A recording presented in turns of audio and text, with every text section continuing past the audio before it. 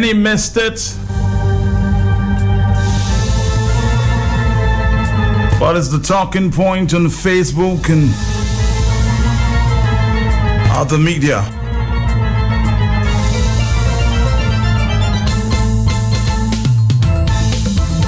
It was an interview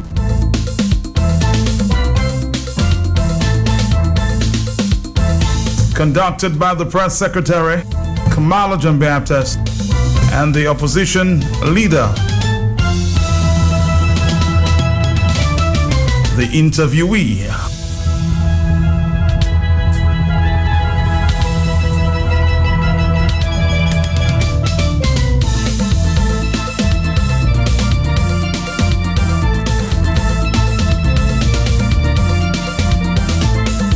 Some people say from the discussion so far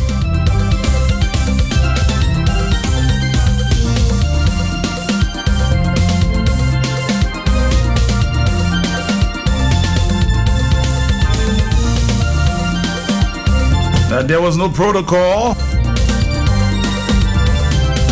Some people say the opposition leader should not have walked out. Each to his own.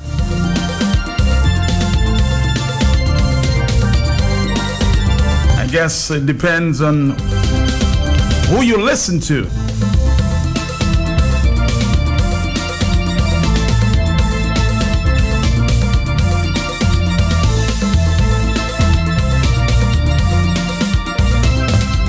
But let's take a listen, and you'll give me your professional,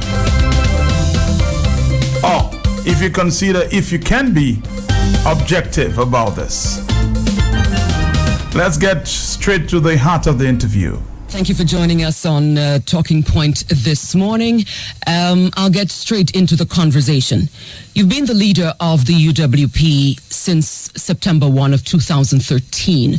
Just about a year after that, there were general elections, 2014. It's about a month or so shy of 3 years since you've been the leader of the UWP. Is this where you thought you would be 3 years into your leadership? In terms of? You went into a general elections. Mm-hmm. You're 3 years into your leadership of the UWP. Your UWP has been a party somewhat embattled. I'm wondering whether this is where you thought when you went into and you accepted to be leader, when you led the party into general elections, where you are today. Is this where you thought you would be? Well, I accepted the responsibility to lead the United Workers' Party in September of 2013, as you said. And that responsibility to lead is exactly what it suggests, to provide the best leadership that you can in terms of example, in terms of forward direction, and being able to create vision, and be able to keep a team together and build a team and build capability around the team. And I think I have done my best with that. We contested the elections in 2014. We did not win the government, and so the responsibility then became representation of the people and leadership of people from the standpoint and the perspective of opposition, parliamentary opposition in Dominica, which is where we are, and which is what I am faithfully paying attention to.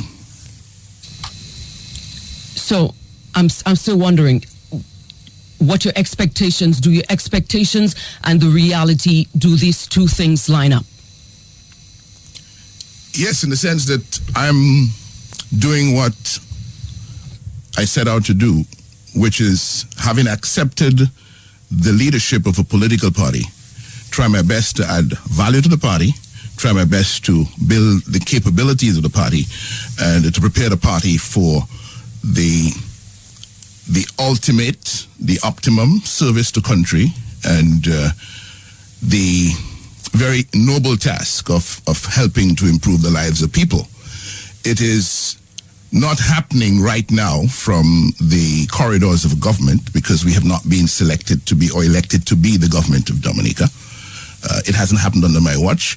I don't know if it will happen under my watch, but all I'm saying to you this morning is that this leadership responsibility that I accepted, I am doing my very best to carry it out to the best of my ability.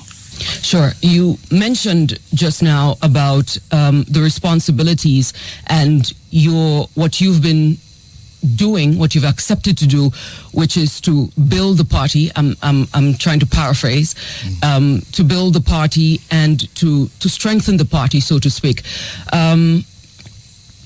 Coming out of a by-election that you just lost in the Soufrière constituency, coming out of a bitter, to put it lightly, public battle with your deputy leader, do you see those things really materializing, the things that you set out to do? You mean building the capacity of the party? That's right, strengthening it. Absolutely. There's no leadership responsibility you accept anywhere in the world that doesn't come with a fair share of challenges. There's no leadership responsibility that you accept anywhere on planet Earth that is not going to throw up its own disappointments, its own failures. The point about it is the discipline of learning and the discipline of building from the mistakes that you have made, from the failures that have surfaced, and just trying to improve and to get better all the time. That is my philosophy of life. That's what I live, and that's why I'm enjoying the responsibility that I have taken onto myself as of September 2013. I'm curious, what has been the biggest surprise for you in these new positions that you've taken up? The biggest surprise? The biggest surprise, to my mind, has to do with the nature of the challenge of opposing a sitting government that is bent on utilizing every public resource available, every trick in the book to ensure that it builds the paramountcy of the party, and it makes the party, the ruling party, the be-all and the end-all of everything in Dominica. And it creates sort of the leader, a person who believes the state is mine, the state belongs to me, the resources of the state are mine, and so I can do as I please with them. Explain what you just said. Break it down for me. Explain what you mean by the party in government using the state resources, the leader acting as if the state is mine. Explain those things to me. Well, you do have a leader in Dominica who believes that it is heresy, it is treasonous to criticize the way he carries out his public function. Where's your evidence? Where's your evidence to back that up? Well, don't you hear? By the way, you're the press secretary at the Prime Minister Roosevelt's Skyde, right? I'm the press secretary of the government, but here's the thing that's happening this morning. I'm not the one in Studio 2. I'm the one asking the questions. By the way, being the one in Studio 2, let me make something clear to you. The invitation that I received, you can ask Cecil Joseph for a copy of it. It indicated that I was being invited here to talk about the 2016 budget. You've opened up this interview in a sort of interrogatory kind of way about what I did in 2013, what I've been doing since, whether I have any disappointments, whether I'm where I expected to be, and so on. I've tolerated that. But I'd like us now to come to the discussion of the budget, which is what I came here for. Here's what I think you know as a seasoned former broadcaster. Here's what I think you know, just as well as I do. The person being interviewed does not dictate what the line of questioning is. No, hold on. The person who is being interviewed is not trying to dictate the line of questioning. You just said to me, no, let's go now, the person and who's you been are telling me where to go. The person who's been interviewed is simply asking you to follow the protocol which was established by the content of the letter of invitation I received. You will not raise your voice to me. No, but you will not raise your voice to me, Mr. Linton. I've been very respectful. The people of Dominica are listening. What are you talking about raising voice? The people of Dominica are listening, and I think you, as a former broadcaster, would know. Are we going to talk about the budget? That you are we going to talk about the 2016 the line budget? Of questioning. No, but I've been invited here to talk about the 2016 budget. What I asked you to do, and then you're telling me about the line of questioning. Here's what I simply asked you to do. Are we going to talk about the budget? To support the accusations that you made. Are we going to talk facts. About the budget? We will. Are we going to talk about the budget? We will. So are we going to do that now? I asked you to back up what you said with facts. Well, I'll back them up with facts in the course of the budget discussion. Are you okay with that? I guarantee you that you know that I am not one of the people that you talk to in any which way. I guarantee you that you know that. I guarantee you that you know that. Kamala Aaron, what is this about? What is this about, really? What is this about? Me talking to you? You don't dictate the way I speak. I don't tell you what questions to ask. I don't dictate your line of questioning. I simply ask you to follow the protocol established by the letter of invitation I received to be here this morning. That is all. And what I came prepared for is a discussion about the budget of 2016. You're on all sorts of excursions into other things of which I've been tolerant. But I'm asking now, are we going to have a conversation about the budget? And can that conversation about the budget commence now? That's all I'm asking.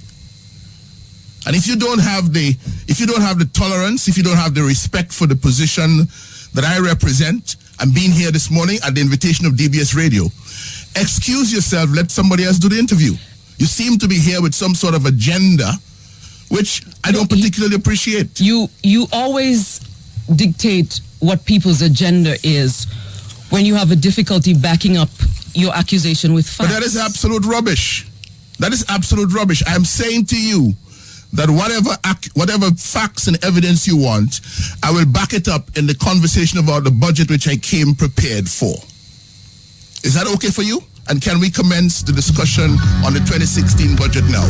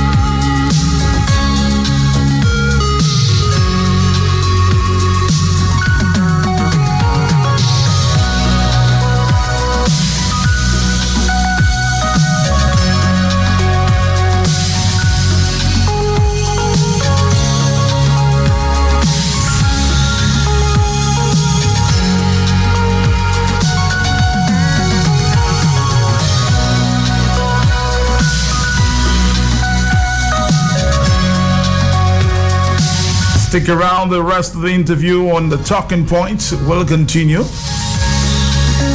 This is the talk on the block.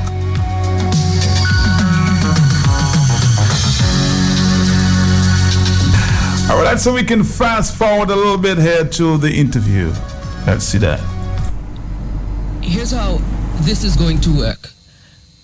I have agreed to interview the leader of the opposition, and as a former broadcaster myself, I will ask the questions that I think I want to ask, even in the context of a budget discussion. Honorable Lennox Linton is the leader of a party, he's the leader of the opposition. and all the questions I have asked are relevant questions. If he does not want to answer them, he may choose not to answer them.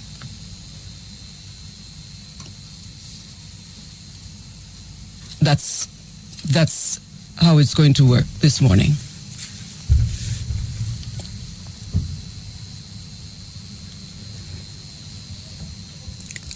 Let me ask another question of the leader of the opposition. During the 2016-2017 budget presentation, you walked out of the House of Assembly. The budget presentation is the most important calendar event in the lives of the people of Dominica. Explain to the people of Dominica how your business ended up on the streets in protest action during the 2016-2017 budget debate. What do you mean how my business ended up in protest action? I don't understand that. Let me explain it. I don't understand. Yeah, take your time. Let me explain it. I'm good. No.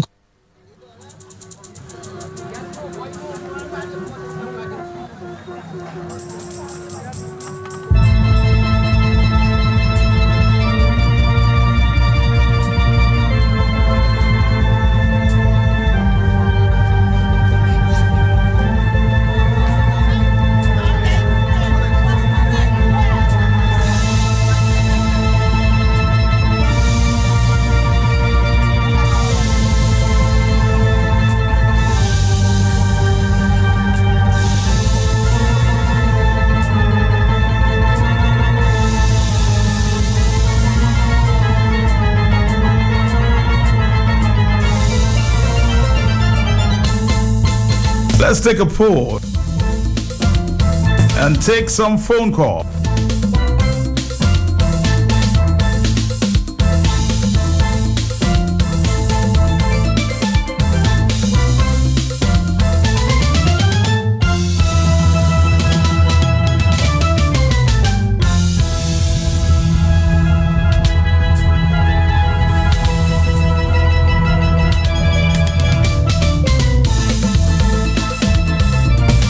Somebody says here in a WhatsApp message, I believe the honest and impartial listeners, including those on their side, would agree this interview was totally biased and rubbish. This government is not about balance and fairness. In journalism or interviewing, balance and fairness must prevail and display objectivity. Kamala, somebody says, is asking the questions. She must not to be seen as conveying her own feelings. The gentleman answered, she should just have moved on to the next question. She needs to watch interviews on CNN. Not even the sometimes biased Fox News conducts such interviews. I am flabbergasted. I can't stop thinking of what I heard this morning on DBS. The station needs to apologize to the public, and Lennox and Kamala had the responsibility to examine her motives. DBS should have interviewed her or reviewed her interview questions before to ensure that she should not she would not have embarrassed the station. She's not an employee of DBS. Her emotions should not have been allowed to influence the interview. The program director, in her professionalism, should have diplomatically intervened and suspended the program. DBS has shown it's a lost soul, just like the others who have shown partisanship in their everyday actions. Poor Dominica. Let's take a phone call. Good afternoon. Hello. Hi, Matt. How you doing, Carlisle John Baptist? Good afternoon. afternoon to you. Good afternoon to your many listeners. What's up, my brother? Good. You have listened to many an interview in the past. You have conducted many an interview in the past as well. Carlisle John Baptist, what is your professional opinion on this? Matt, let me tell you, before I left home this morning, when I heard the promo played, I said that talking point will not finish. Before I left home this morning, and my words came to pass. And Curtis Matthew, my good friend, publicized it as Lennox or Kamala versus Lennox. I was wondering, what is a boxing match? But I have spoken to various people, Matt, and this is the worst I have heard. And let me tell you, DBS could have avoided that. The manager, Cecil Joseph, could have avoided that. He could have gotten Curtis Matthew to do that interview. He could have gotten, what's her name, Ivona John Baptist Luge. Just pull her off for 2 hours, she's on leave. Ask her, please, we need to do that interview. They could have gotten Alvin Knight to do that interview. Shamin? Well, Shamin is out of state. She's out of state. They could have probably even gotten Tim Durant to do that interview. Or they could have even had a panel of journalists. They could have done that, a panel of journalists questioning the leader of the opposition on the 2016-2017 budget. But not Kamala John Baptist Aaron Ladd. That was disrespectful, to say the least. She clearly came with an agenda. I mean, and if you hear the promo says about the budget, and the leader of the opposition is very right. In fact, when I was called for the opposition leader's number from someone at DBS, and I will say that publicly, and when you think of it, to see that sort of embarrassment, they need Matt to apologize to the leader of the opposition. And you don't need to like the position or the person, sorry. You don't have to like the person, but you have to respect the position that the person holds. Just like what I go to court many times, Matt, and there is a certain lawyer who seems to be very disrespectful to the bench. And one magistrate told that individual, look, you don't have to like me as the magistrate, but you have to respect the position that I hold. I am a sitting magistrate, and you have to be respectful to that position. Can I hold there? Let me just intervene. Here's the situation. Journalists will be journalists, Carlisle, and they will take the opportunity to ask questions. Kamala John Baptist, to a certain extent there, was right. But of course, the leader of the opposition did tell her, well, fine, I can answer your question, but let's take it from the perspective of the budget. So you can ask any questions you want, but within that perspective. But here's where I have an issue of Kamala. If you go to a news conference, and we have done that many times, Carlisle, sometimes I just keep my mouth shut. They tell you you can only ask questions about a specific subject at that news conference. Kamala, as a journalist for many years, know that very right. So she's exercising that, and she has exercised that within the government structure. You come to a news conference, so it means that rules change depends on who the interviewer is. So it's not the Prime Minister, so it's okay to ask Lennox Linton any question. But when it comes to the Prime Minister and government ministers, and you come to a news conference, they tell you, just, we're dealing with this issue and this issue alone. As a journalist, if you don't want to be part of the news conference, you can move on. But why should the rules change for Kamala John Baptist? Because it's the opposition leader. And here's what I have to say, Carlisle. It's happening for too long. Because it's the opposition, she can ask any question, even if protocol was already established. But when it's government, you just can't ask any questions. Can I continue? But that is the whole thing. That is the entire thing. And it's shameful, to say the least. And as you quite rightly said, the leader of the opposition said, I have no difficulties in you asking any question. And I'm not here to dictate to you what sort of questions you are going to ask me. He did say that. And he answered all of many questions. All he simply again asked is, let us move on to the budget, and then I will back whatever I am saying with my points. So I'm a blood small. You think Kamala was rude? She was. She was clearly disrespectful, and you can be.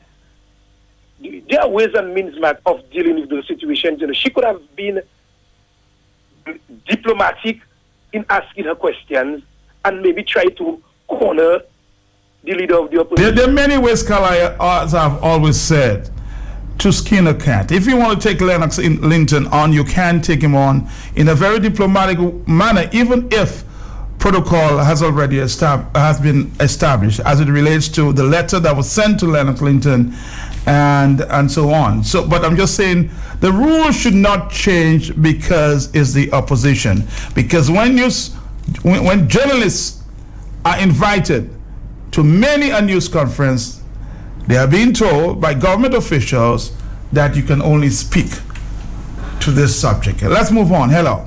Matt? Yes. In confidence, Yes. I believe the manager of DBS should apologize to Mr. Linton.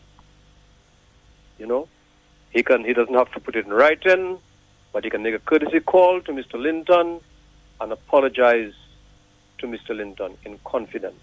Well, I think my friend Curtis Matthew would have done a much better job in that situation. Hello, talk to me. But the best part about it is when Camilla asked Mr. Linton, who you think I am? I am not like the others, and, try to extinguish herself. Who Camilla thinks she is? But she did admit there at the end that she's an ex-broadcaster. I don't know what that means. It means maybe you should stop doing interviews. Hello, talk to me.